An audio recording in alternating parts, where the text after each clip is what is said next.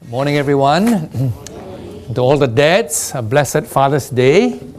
I'm sure many of you already got your presents this morning and just ready to run off for a Father's Day lunch. Get ready for a long wait this morning.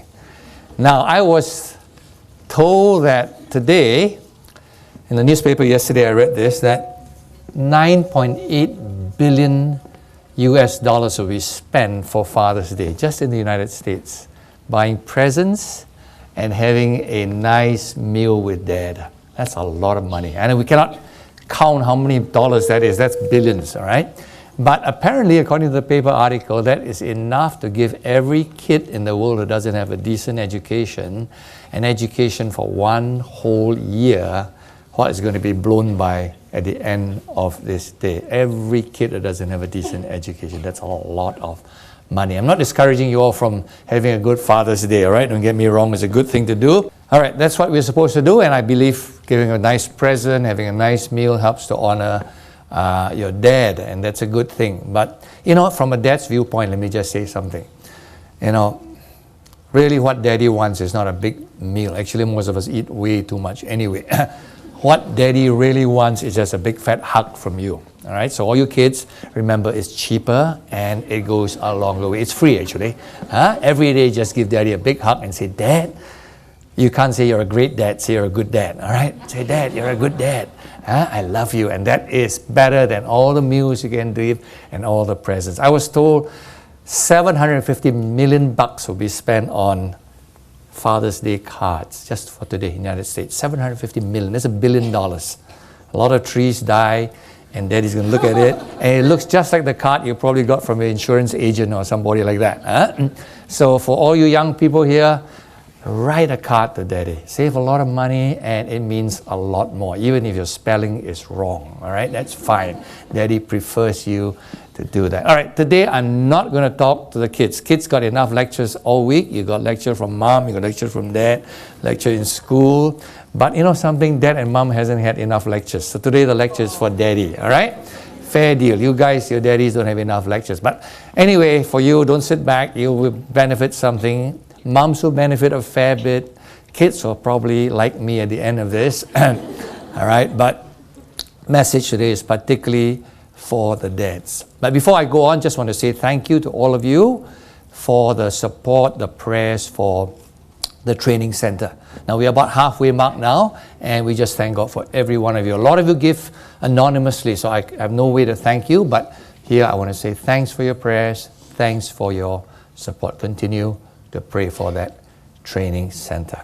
All right? So now, for all the dads, today is a Father's Day message. There are a few truths we need to know first about dads. First truth we need to know is that all dads love their kids. Now, a lot of times kids protest. They said, my dad never told me once. He never touched me. He's 80 years old. This morning on the way out, someone said, if my dad kissed me, I would faint, she said. All right? And, you know, a lot of you just wonder, does Dad really care? Does he really love us? I think that's something we all need to know. I don't know all the dads here. I don't know many of you, but I know one thing for sure. All right? You love your kids. And how do I know that? Because do I observe that? No, I don't. If I see most people, they don't seem to have a lot of rapport with their kids. Do I feel it? No, I don't. Did I hear that dads love their kids? No, I didn't hear that. All right? But the Bible tells me, and the Bible is always the final authority. What does the Bible tell us? The Bible tells us that all dads are made in the image of God. All right? That's the first chapter in the Bible, and it tells us something very, very important. Just 2 verses. Every dad, every man, every woman is made in the image of God. All right? What does it mean by image of God? Does God have an image? When we think of image, we think of an image consultant, you know, how we look. No. Obviously, God has no physical form. The Bible tells us that God's a spirit. So what does made in the image of God mean? It means made in the spiritual image, the non-physical image of God, the character of God. Maybe that would be better, all right? So every dad is made in the image of God, and what's God's character? Love, right? God, we can't say God loves. No. God loves me. That's not adequate. God is love. That's His whole being. His whole being is love. And we are made in that image, right? We're made in the image of God. Of course, it's broken by sin. The image is somewhat marred, by selfishness. Now, when men sin, the image is kind of disfigured. It's like a mirror of somebody, a mirror that's broken, reflecting somebody. That's probably the image of God. It's all broken, but they're still there. Somewhere there is that image of God. So number one truth we need to understand is that every dad, whether you feel it or don't feel it, all right? All you young people, remember this. Your daddy loves you. He may not have learned how to show it. In fact, often he shows it the wrong way and turns you off. But deep in his heart, he loves you. That's point number one. Second point we can learn from this is that we love somebody as God loves us. We know in the Bible, God wants to see us grow up. The Bible is full of that, to grow in the knowledge of God. God wants to see us grow up to be like Him. That's what daddies want too. That's the image. That's what in every daddy's heart. God wants us to grow up and have fellowship with Him, to know Him better. And that's what every daddy wants, deep in their heart. They don't know how to talk to their kids, but let me tell you something. They want to talk to you. They want fellowship with you, just as God wants fellowship with us. So the Bible tells us, pray without ceasing. God wants fellowship with us.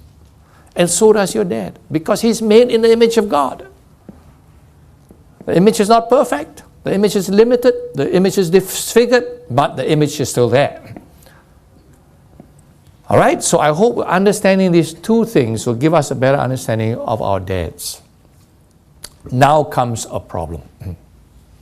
If dad loves me, or if dad loves his children, and dad wants to see his children grow up to be better people, matured, good people, and have fellowship with Him, as God does, then why is it there are so few success stories? Makes no sense, right? I mean, for many dads, they are better in the office. They are much more effective in the office. They have discipled their successors in the office. They have better fellowship with their colleagues than they have with their kids. Do you mean dad loves his colleagues? I doubt it. Is it instinctive for a man to love his colleagues in the office? More likely, instinctive to compete with his colleagues.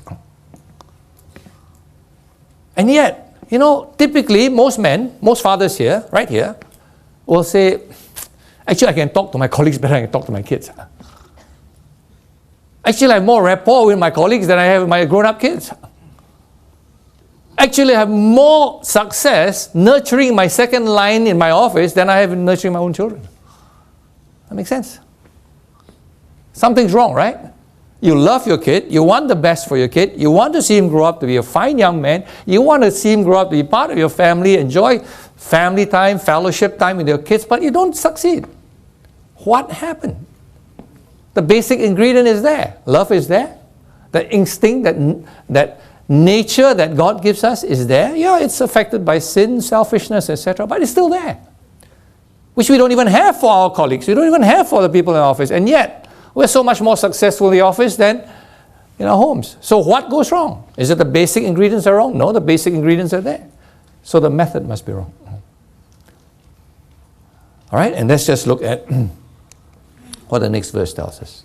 See, this is taken from Ephesians. Ephesians is that book on family. It starts Ephesians 5 about marriage. Almost every wedding you go to hear Ephesians 5, husbands loving their wives, etc., etc. And then about children obeying their parents in Ephesians 6. And then we see this. That's a strong word there. That's a strong word. Provoke. How many times you go around provoking people? It's like poking the guy in the eye. You see a dog, you poke his eye. That's basically what it is. You irritate, you frustrate, you exasperate, and then the reaction is wrath, anger. You love your kid, and that's what you do to your kid. Hey, that's very strong. That's a very strong statement from God. Fathers, don't provoke your kids. Is that what we intend to do with the child we love? Every morning we see our kid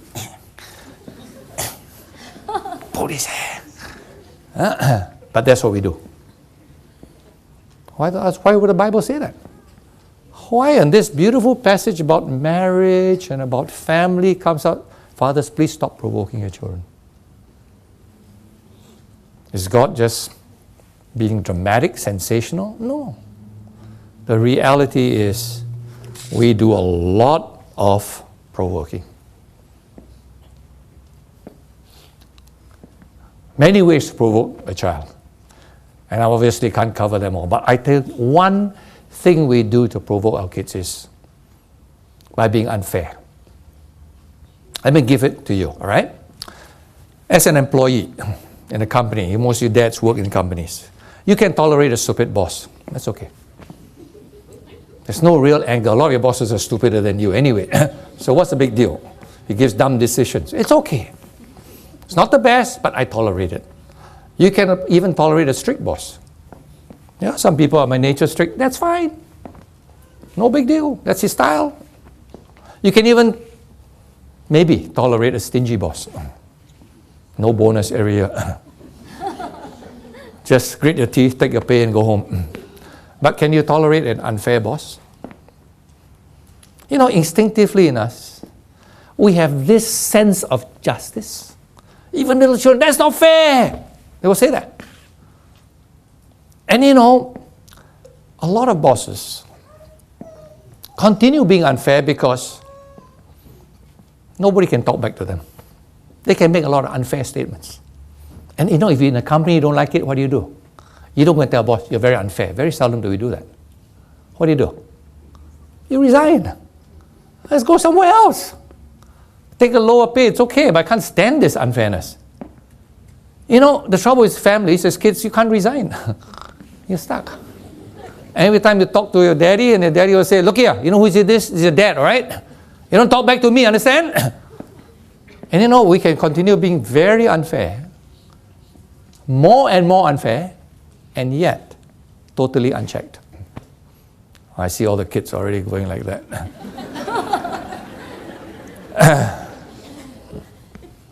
Don't worry, Daddy will take it on you later, all right? Now let's think of some of the things we say that are unfair. You know, you get a boss, typical boss. You know, in the good old days, we are much tougher than you all now. In the good old days, we work much harder. What can you say? You were not there, right? I mean, that kind of statement, you just say, oh yeah, okay, you know. And Daddy say, you know, in the good old days, we don't watch TV, I watch computers like you all day, you know. You say, there weren't even computers in a day, Daddy. But you don't say that. It's not your right to say that. You know, the guy can go on about something totally good old days. I wasn't there. You want me to go back to good old days? You want me to don't touch the computer, don't know how to use the computer? No. But yet, those are the kind of statements that these people make. And they can go on and on singing their songs. And we do that. You know, in our time, we're more mature than you. Really? Tell you the truth. You young generation are more mature than us. That's the truth. That's the truth. All right? But, you know, there are all kinds of things we do. Expectations. Pastor, I'm not that kind of mother. No. Oh, I want my kid top 20% in the class. Not that time. I don't expect first boy, no. Top 20%. No. Now, if your kid is really the top 20% material, go for it, man. If it's what top 1%, go for it. Don't even be 19. Go 1. All right? But not every kid is the top 20%. Obviously, then there'll be nothing in the bottom 80%, right? Who will be there? Nobody. But just think about this. If your parents, you as parents, put a number on your kids can put a number on you. Dad, are you the top 10% in Singapore? Do we live in a top 10% condo? Is our car the top 10% car? I mean, he could throw it back right at you. How are you in the office? Are you top 10% in the office? Be careful. Mom, your cooking, are you top 10% in Singapore? Listen, son, mom's doing her best. Isn't your kid doing his best too? Is your mom the top 10% in ironing clothes? in keeping house? You know, be careful. Are we here as families to start comparing other people, or just to be the best we can be?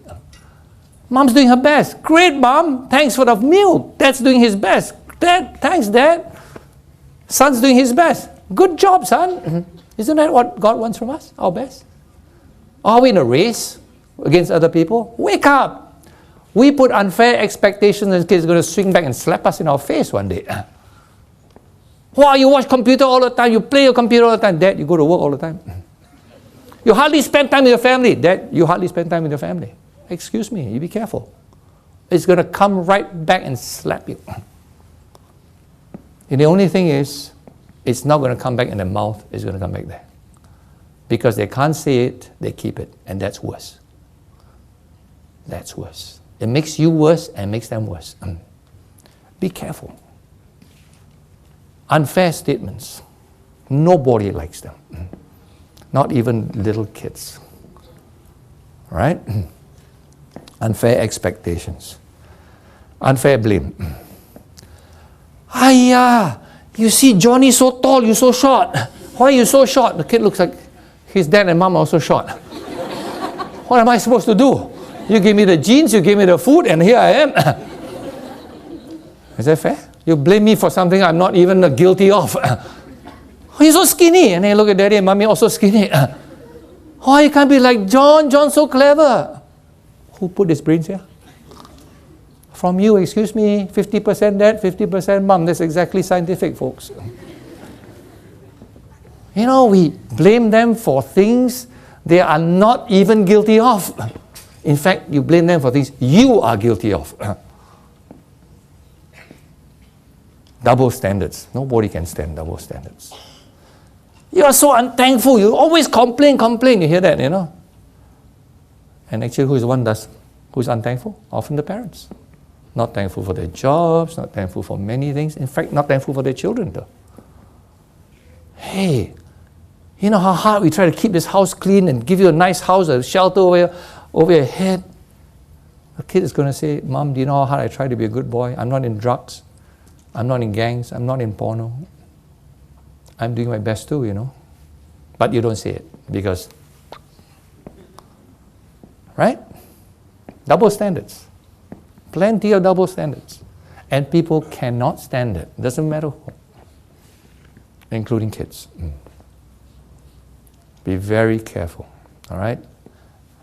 You have, in a sense, a right to say it, but what you sow, you will reap. Unfairness. Favoritism. Very common. I see that all the time. Parents favoring one kid over another. How do you like to go to the office and the boss just promotes somebody because he likes that guy? He likes, maybe they play badminton together or whatever. You get mad. That's unfair. That's ridiculous. I try my best. I do my job, but somebody else goes on fast track. Boss's favorite. You know, there are a lot of parents that play favorites here.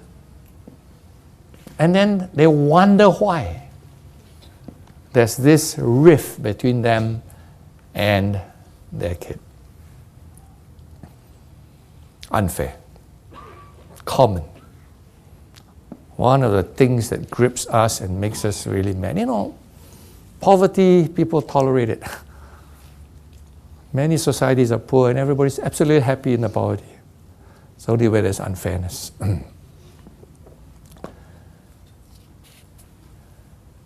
So one possible cause is provoking from unfair statements.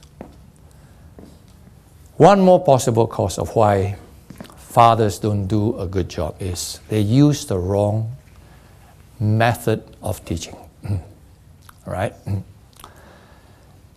I was in a swimming pool with my granddaughters the other day, and a remark was made by one of my kids. Said, Dad, you notice that nobody, it's a very nice condo pool, it's an adult pool, and my kid said, you notice that there are no adults here in the pool, only kids.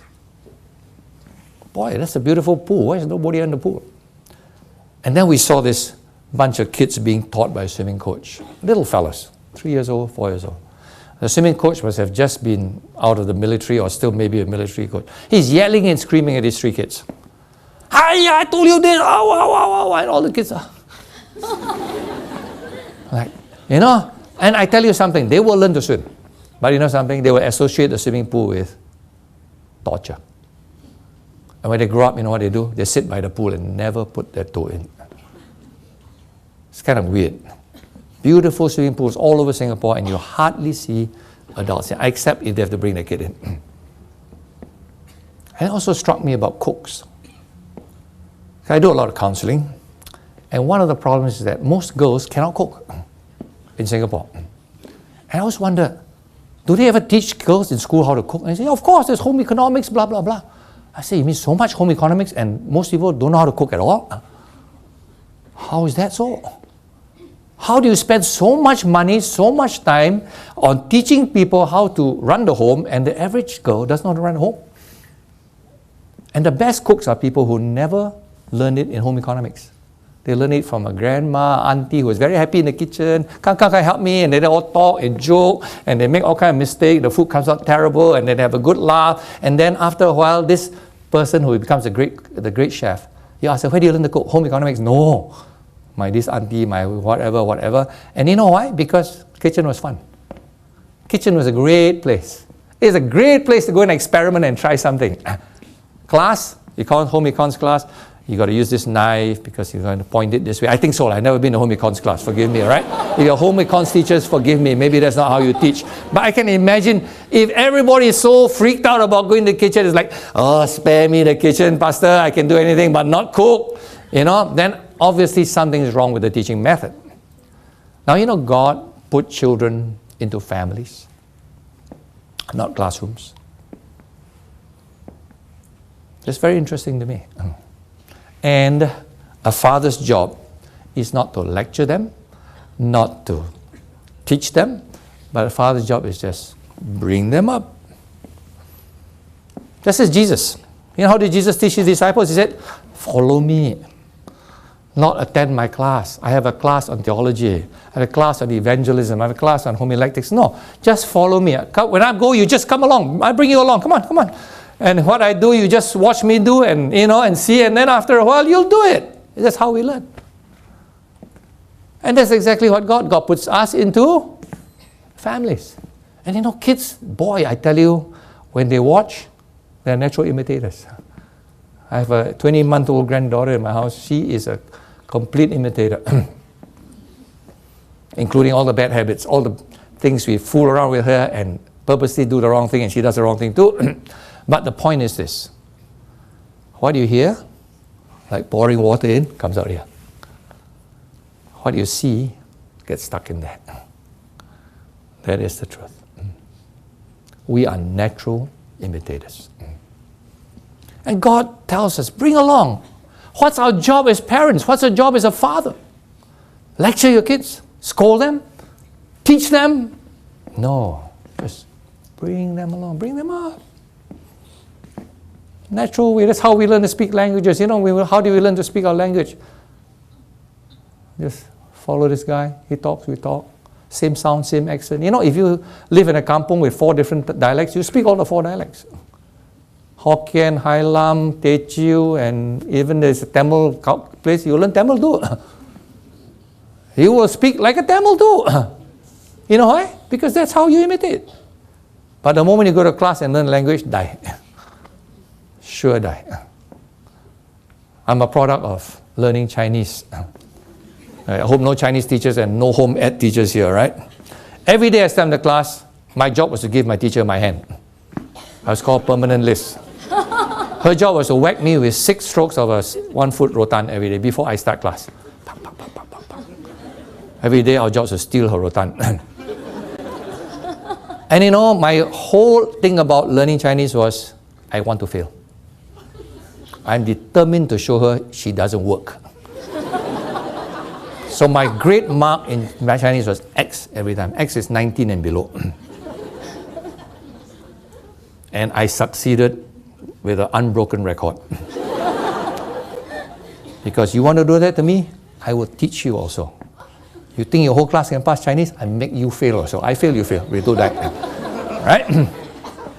Now, my point is this. If I had just gone to a kampong with all kids running around, playing, speaking in Mandarin, I would not be preaching to you today. I'll be preaching the Chinese service today. Sure, I would have picked up the language by just following them. I would have picked up the accents. I picked up the mannerisms. I would have picked up the idioms. I picked up everything. You know something? Fathers, our job is not to sit and lecture. Our job is to sit and example. Example to our children. And they will follow. It's as simple as that. Huh? Bring them up in the nurture and admonition of the Lord. Who's supposed to do that? Who's supposed to do that? This whole chapter, if you have time, go back to Ephesians chapter 5. It's husbands, wives, children, etc. But it comes to bringing up children, who is mentioned? Only fathers. You know, I always thought outsourcing was a new business. People say, wow, you know, this is a global age. We learn how to outsource. I said, don't joke, lah. Our fathers learned how to outsource long ago already. All fathers never touch the job. Outsource. 3 common sources. All right? Number 1, domestic helper. Number 2, grandparents, if grandparents cannot escape. All right? I escape. Number 3, TV. All right? You can't afford a maid. You don't have a grandparent who can be pressured by you to take care of your kids. Your kids, not their kids, all right? And then what happens? Turn on the TV. Watch all the bad habits on TV. How to scream at a husband, lie, cheat, gamble, commit adultery, and everything else. By the time they're 6 years old, they know all the tricks in the book, how to yell and get their way. You know, outsourcing has been forever. Typical father, hands off. I am not going to be involved. Let me tell you this, all right? God put it in your heart as a father. When a child is born, you dream of that boy growing up to be somebody. To bear, in a sense, your image. To be in fellowship with you, to be part of your family. It's an instinct.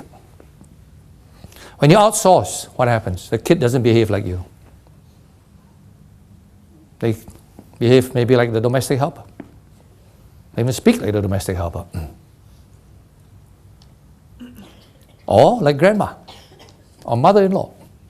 And you know what happens? There's a lot of friction in the homes because a man is very angry that his kid doesn't behave the way he wants his kid to behave.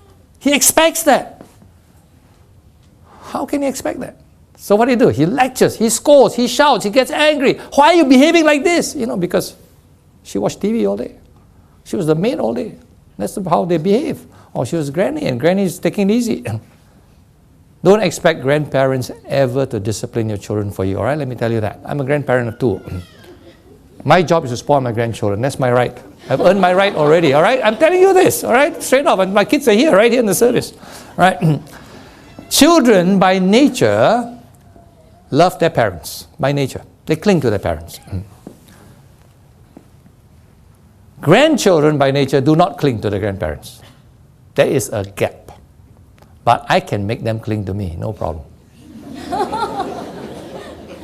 I got my little one just like that in my finger. It's called spoiling them.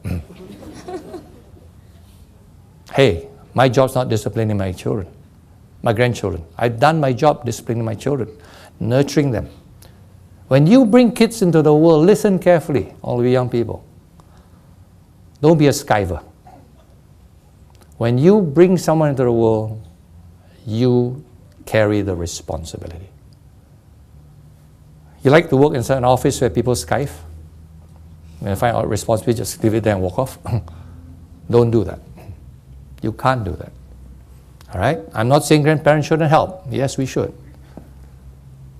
But grandparents cannot be a substitute for parents. Never. Never. They don't have the moral authority. They don't have that linkage that God puts between child and parent. And so they have to use other means of building that linkage. And that's usually spoiling. All right, I'm just joking. I don't really spoil my grandchildren, but... Now, Bible says, and ye fathers. Fathers. Get it clear in your mind today. It's not mothers. Especially when you got sons, all right? It's scary to see... Let me explain it, all right? Males are born and men are made. Are you all with me? Some of you. Is there a difference? Yeah, there's a big difference, all right? No boy is born a man. Boy is born a male, all right? He becomes a man if you give him enough role modeling and encouragement. I go on mission trips, and I told you this story before. It freaks me out. I'm usually put with a guy, and he carries this huge bag on a 5-day mission trip. And then I go to the bathroom, I get a shock. There's 20 bottles on the table. Am I staying with a woman or a man? What the world is all this? He said, oh, just some of my lotions. Okay, all right. This is a new generation. I'm not going to argue. And then after 1 hour, he hogs the bathroom. 1 hour, I'm not kidding. He comes out with a turban on his head. I don't normally share a room with a strange woman. He sleeps with a turban. And then next morning I find out that he lives with his mom. His mom brings it up. He's 23 years old. He still sleeps with his mom. I said, wow. No wonder. He's a male. But he never became a man. When he sees a cockroach, ah, cockroach! Exactly as his mom would say. And it's fine if he was a female. Men love to go and help the female, you know, they at least can become a hero a little bit, you know. Female, you say, no worry, man, pop. All right? But, you know, if you're not brought up by a man, you remain a male all your life. So dads, man or woman, God gave you a role. Be an example. You have to be an example. Right? Stop lecturing and start living before your kids. What do we do? Early in the morning, what do you do? Hey, what's home supposed to be? Home's supposed to be happy, right? First thing in the morning, smile, greet your kids. Hug your kids, give them a big fat kiss. Today, after the first message, someone walked down and said, Pastor, her dad was in front of her. She said, if my dad kissed me, I die. Do you think kissing is a cultural thing? You say, but you know, we are Asians, we don't touch, we don't kiss. Really? Or is it a Christian thing? Is it a cultural thing? Is it a Middle Eastern thing? Is it a Western thing? All right, for all of you who are struggling with this, all you men who don't know how to hug and kiss your kids, all right, take the following verses. 5 times in the Bible, New Testament, 5 times. It said, greet each other with a holy kiss. 5 times. All right? Take it on. Romans 16, verse 16. Go home, meditate on this. Kissing verses, all right? You start right here. Romans 16, 16. All you dads, all right? 1 Corinthians 16, 20. 2 Corinthians 13, 12. 1 Thessalonians 5, 26. 1 Peter 5, 14. God repeats it 5 times. Greet each other with a holy kiss. You know, what is home supposed to be? A place of love. It's not an operating theater where you don't touch me, I don't touch you. Sterile. It's a home. Wake up, be happy, thank mom for the breakfast, even if the toast is burnt. It's okay, she did her best. Dad should thank, help to clean the plates, make it a happy place. Even dishwashing can be happy. What's wrong? Everything should be happy from day one. And who sets the pace? Always who sets the pace? Father. Father. All right? Be patient. What's your hurry? There's no train to catch. Be kind, be helpful. Be courteous. Set the pace. How you talk to your neighbor, your kids will learn that way too.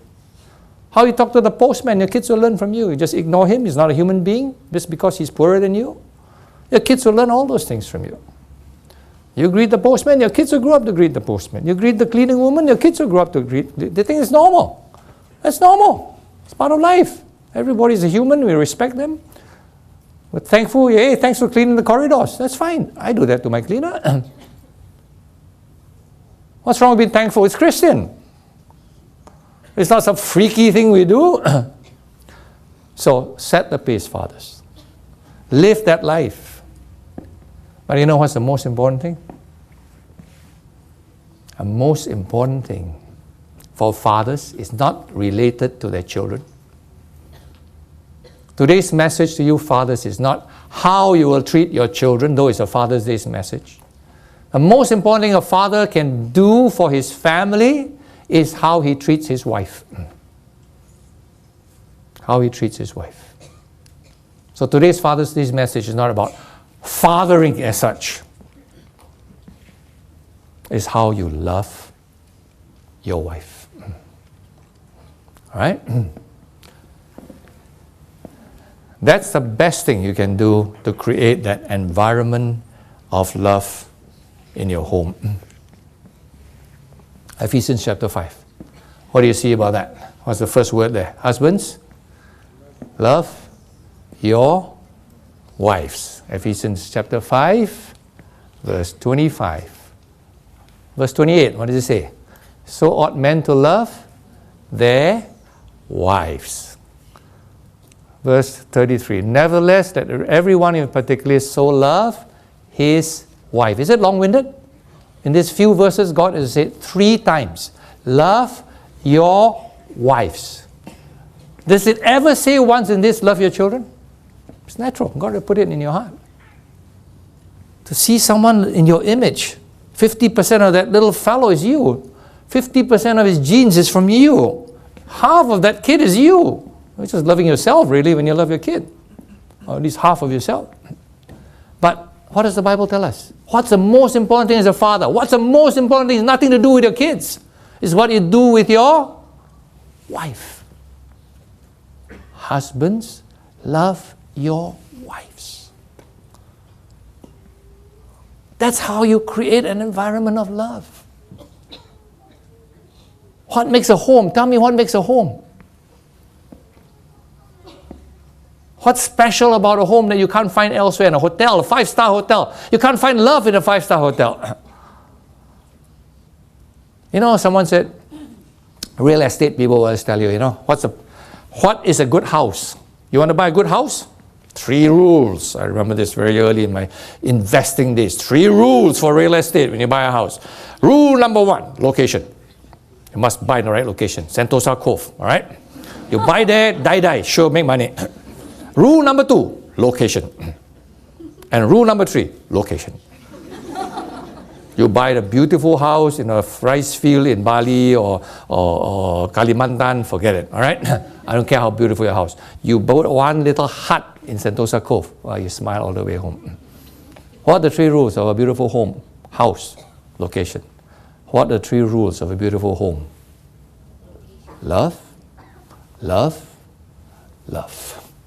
All right? That's the difference between a home and a house. A house is brick. A house is earth, mud. A home is what's inside that house. It's relationships. And that's what makes a home a home. Critical. As fathers, what's our job? To give our children the best location to live in? Or a place of love to grow up in? And how do you form a place of love? By starting right with your wife. And your kid's going to see that and learn that. And you know you're going to give your kid not an inheritance of a condo, like people say, I want to give my kid a house each, you know, this 99-year lease. No, let me tell you this. When you give them the right example, how to love their wives, it's not 99 years, it's forever. As they love, you love your wife, your children love to love their wife, and their children love to love their wife, learn to love their wife, and so on and so on. You left the best legacy you can leave your children. A home where love is so clear. You know, when someone walks through your house, walks through the door of your house, what's going to say? Wow, what a beautiful condo you have. Wow, your chandeliers or whatever, whatever. You know, when a person enters your house, the first thing he must say is, I like this place. It's not a hotel, it's a home. It's not designer furniture. It's designed by God. There's love here. This is a real home. You know, fathers, that's what we have to do. Give our children a real home. In this world, where are you going to find love, for goodness sake? In the office? In a bar? It's nowhere. It's got to be in the home. And that's where we have to focus our energies. The Bible goes on to say here some verses. Good verse, I like that. Better a dinner of herbs where love is. In other words, better a very simple meal with a few scraps of old vegetables and kiam chai or whatever, than a stalled ox. That's Wagyu beef, all right? Then Wagyu beef and hatred therewith, all right? For most of us, we go home, we cook our children the best food, you know, the best fish, the best everything. A meal is not what's on the table, a meal is what's around the table. That's what makes a meal. That's what makes a real family meal. It's not what you put on the table. You spend all your energy creating something on the table. You get a restaurant to do it for you. But no restaurant, nobody can make love around the table except Dad. And Dad understands that his role is to give a home to his kids. And a home is not a house. It's not a condo. A home is a place where love stands out. Love your wives. That's the best gift you can give to your kids. What's the next verse? How do you love your wife? Stare at her and, you know, have chemistry and wow. That helps. That really helps. All right? If she's really dazzling and beautiful, etc. But let me tell you something. Of all the 3 million women in the world, you chose her, right? So she's got to be beautiful in your eyes. Maybe a bit heavier. Maybe gravity has done some work, but still basically the most beautiful person on earth, all right? So what do you do to love his wife?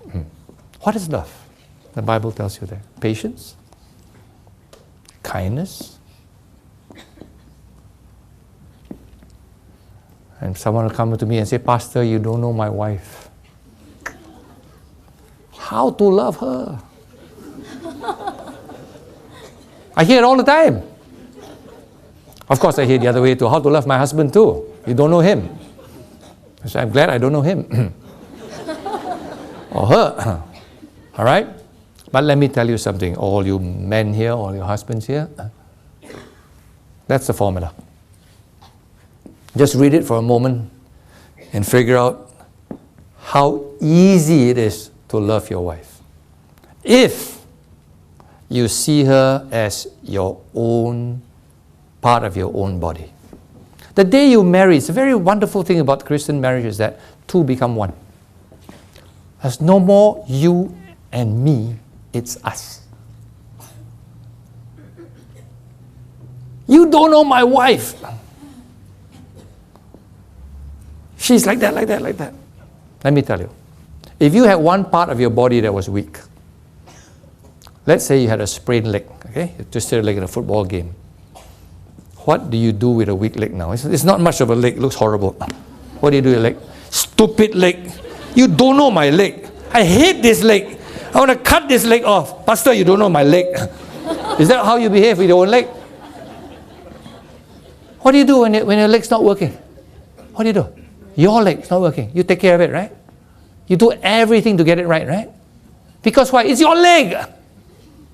It's not her leg. It's your leg.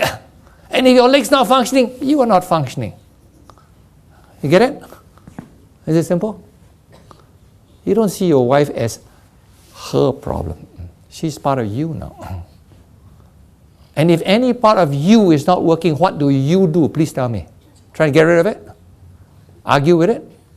Curse it? Or pray for it?